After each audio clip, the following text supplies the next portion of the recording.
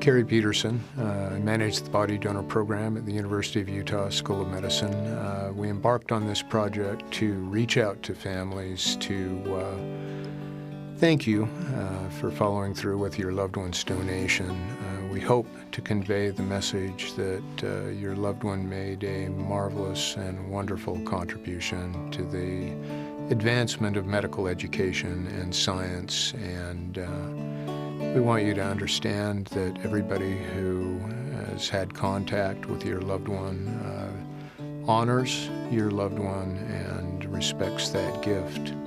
And we hope we convey that value of your loved one's gift in this message, and we hope you enjoy. Thank you.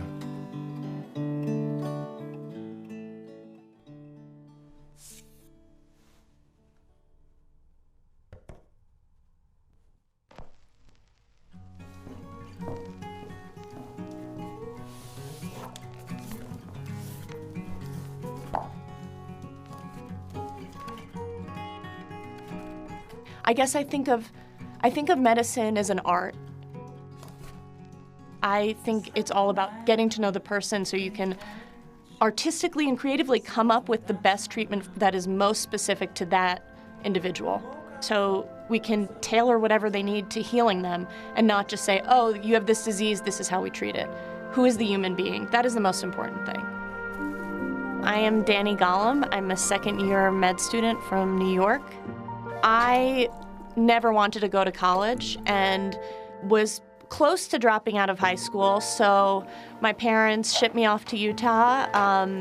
Unbeknownst to me, they woke me up, shipped me out. I did a therapeutic wilderness program, dropped out of art school after about 3 weeks and worked at a homeless shelter for about a year, and then I started college at Brooklyn College studying psychology. And after a year there, I transferred to Columbia and studied anthropology and psychology. By junior year, I was thinking about, okay, do I want to be a psychiatrist? Do I want to be a psychologist? Do I want to be an anthropologist? I don't know. And I decided that medicine would give me the most freedom to do all of those things. I wanted to leave New York, and my heart always ached for Utah, and so I applied here, and when I was accepted, I knew it was the place for me to go, and I was so happy to return. Before I started med school, I had never taken an anatomy course. One of the things that was most difficult for me was seeing a preserved body. I remember being utterly terrified to walk into the room. I remember seeing, there's two sides of the room and there's, 4 or 5 bodies on each side, and they were covered and wrapped in a sheet. And I remember walking in and being like, oh my God, those are 10 people. Those are 10 human beings on these steel tables in a class, and we're just walking in. I felt this whoosh in me, like almost dizziness.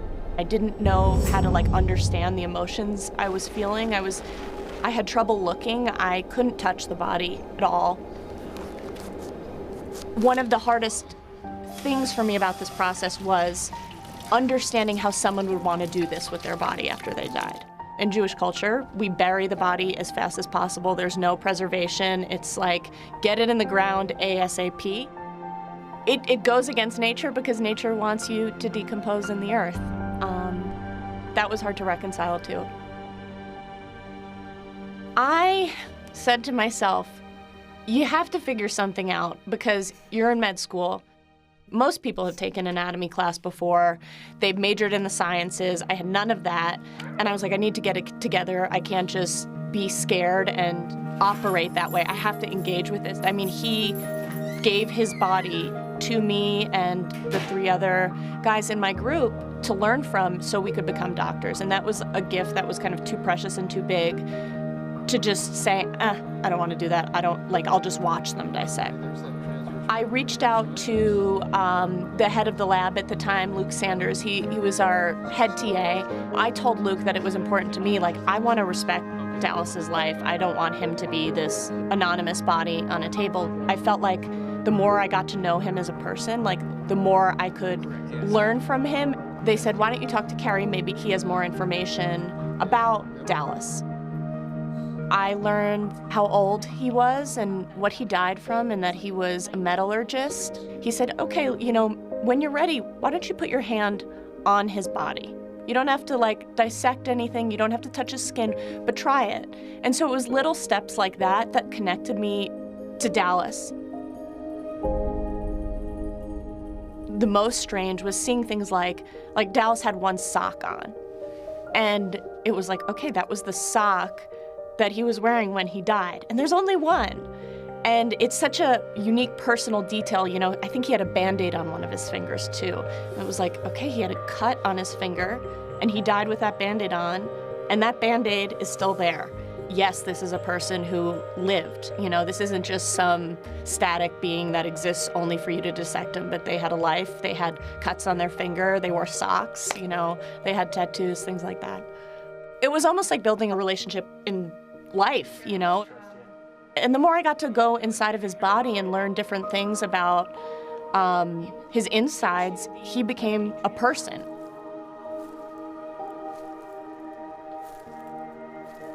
My name's Phil Cohn, and I'm from Salt Lake City. Retired, 67 years old. And who I am, I've been working on that my whole life. The religion of my family was humanitarianism, humanism, the idea of a life's purpose is doing for others was very strong in my family. I talked about it at the dinner table. My father was a black Irishman, ruddy, lots of anger, very full of life, but hard on people around him. Very funny, very charming. I called him a dogmatic atheist. He would say, the only religion you need is the golden rule, doing for others. It's not bad. When I was 16, I went with some Boy Scouts on a trip, and I barely got there, and I got word that he'd had a heart attack, so a guy ran me back to Salt Lake. Or part way, my sister picked me up. And I said, is he still alive? And she said, barely. So we kind of rushed down there, and here's my ruddy father who was in intensive care. And he's kind of a pale green color. And at that time, this was 66, there were no stents. There was nothing really they could do. He spent about a month, I think, in intensive care. So when he came out and got home, he couldn't do any stairs. It was very fragile. He had a lot of scar tissue in his heart. So he retired, and a couple years later, he got a trailer, and for the last 20 years of his life, he wandered around the West by himself. And it was the place he was most peaceful was out on a hike in the mountains somewhere. He had a lot of gratitude toward these doctors that had kept him alive for another 23 years after that. He had paid attention to him, he'd taken the drugs, he'd done the diet, done all that, and he saw it all as bonus time. So I think all this went into his decision to donate his body. It was payback. So they had paid forward, he was paying forward.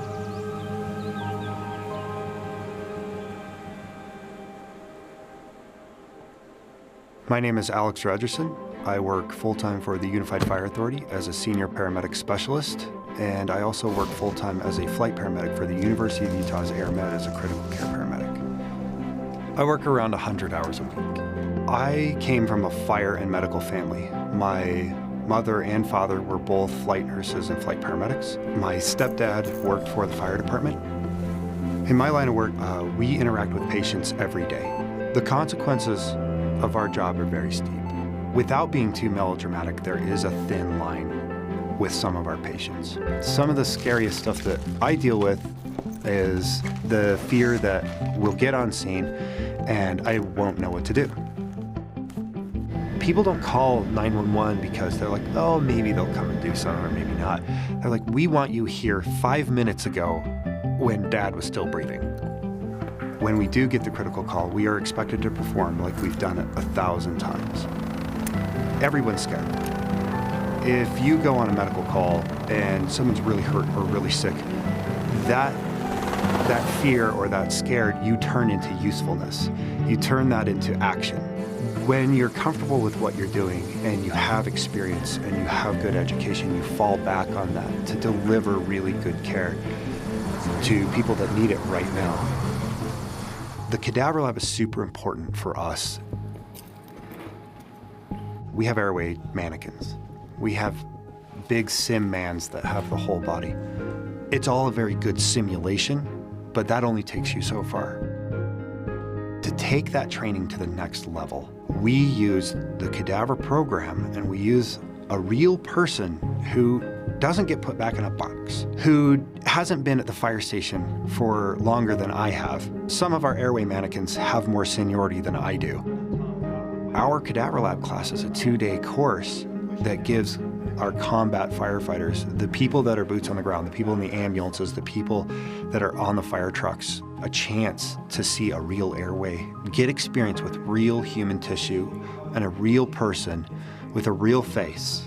And we give them the environment where it's safe. They can ask questions. They can take as much time as they want. They can use that time to perfect their procedure before we have to do it on a living, breathing human being. Get your hand underneath her head, kind of cup her head. Now just push her neck back.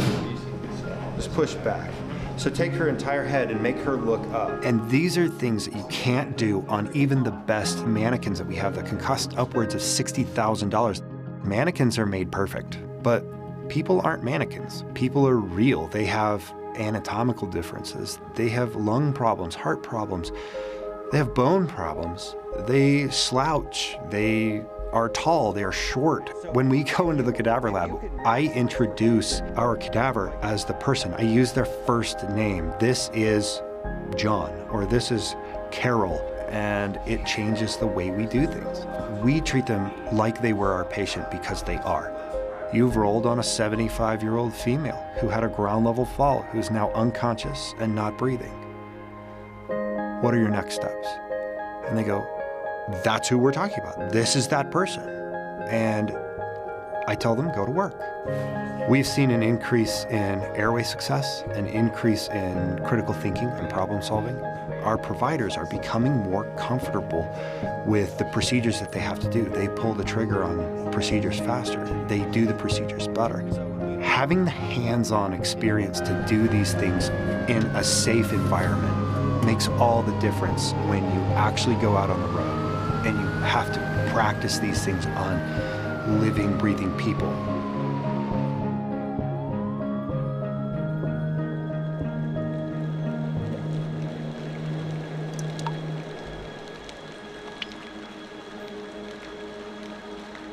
This last summer, I actually died.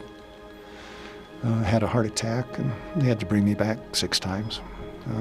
I'm usually alone because I live alone and I cycle a lot, and I cycle alone. I happened to be visiting my sister in Park City. I'd go up sometimes, we'd cycle together.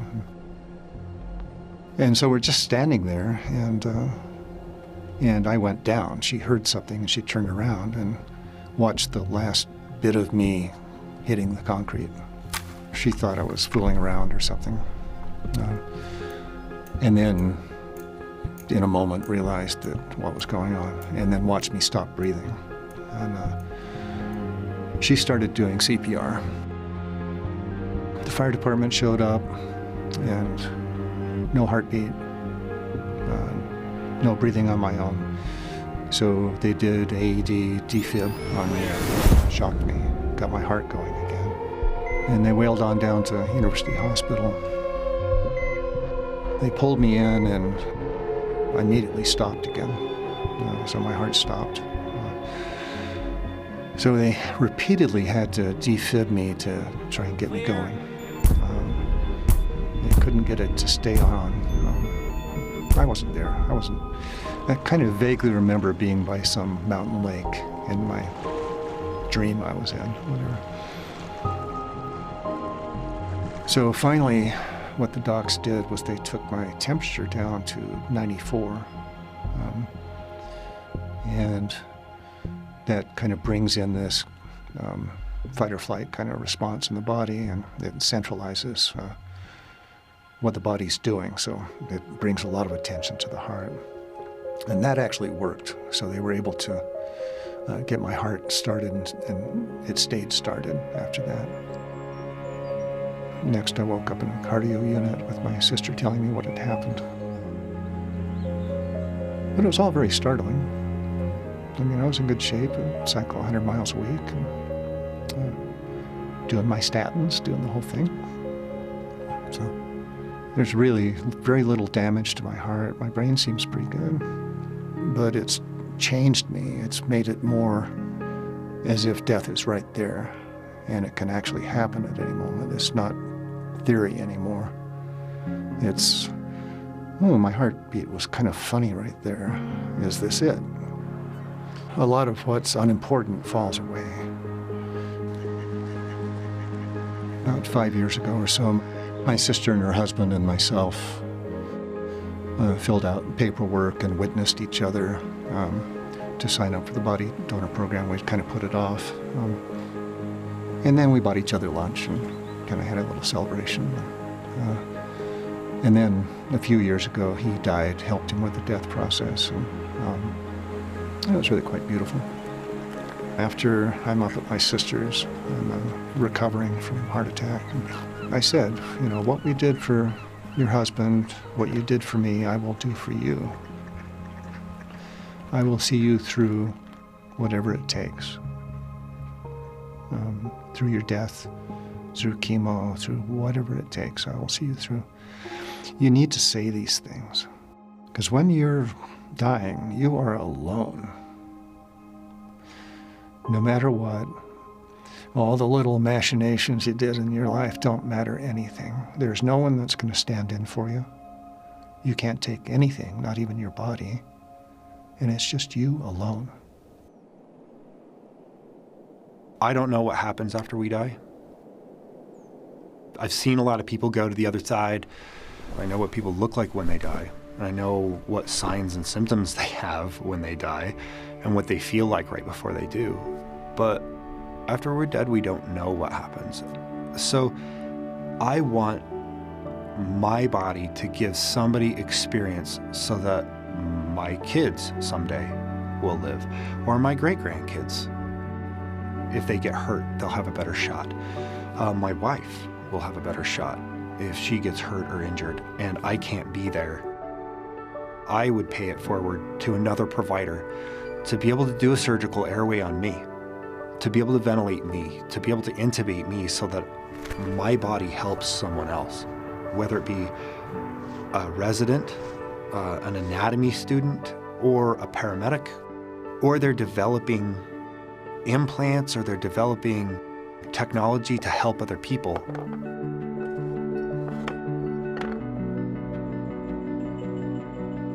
If I could help someone be more confident and more comfortable and better trained, that would be the least that I could do for my fellow man.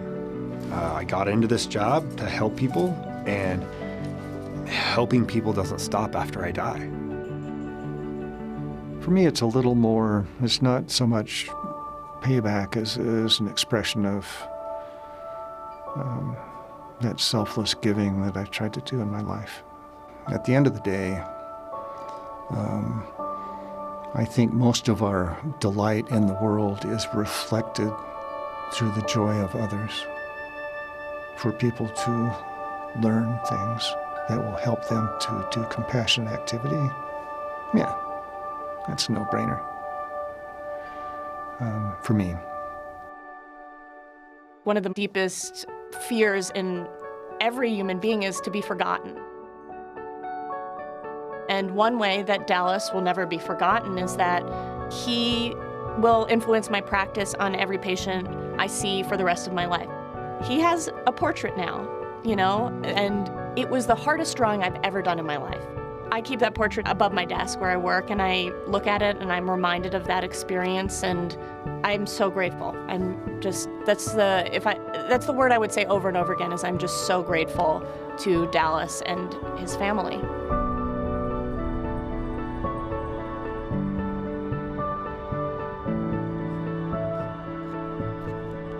From the bottom of my heart, thank you. Like this, you and your family member are changing the confidence level of a lot of professionals. Those cadavers that we've done skills on save more people than I ever have. I could never put myself in your shoes. Empathy only goes so far. But what I can tell you is that rest assured that we will take care of them because we know you're there. And you loved them, and you still do, and you will love the memory of them, and it's our job to continue that.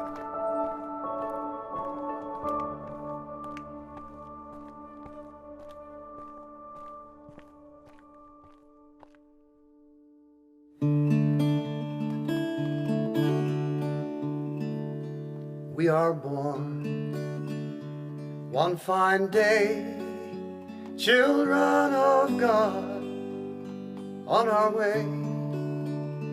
Mama smiles, Daddy cries, miracle before their eyes. They'll protect us till we're of age. Through it all, love remains. Boy moves on, he takes a bride, and she stands faithful by his side. Through tears and sweat, they'll build a home and raise a family of their own. They'll share joy and they'll share pain. Through it all, love remains. Kingdoms come and go, but they don't last. Before you know, the future is the past. In spite of what's been lost and what's been gained, we are living proof that love remains. Well, I don't know, baby, what I'll do on this earth without you. 'Cause we all live and we all die, but the end is not goodbye. The sun comes up and seasons change. Through it all, love remains.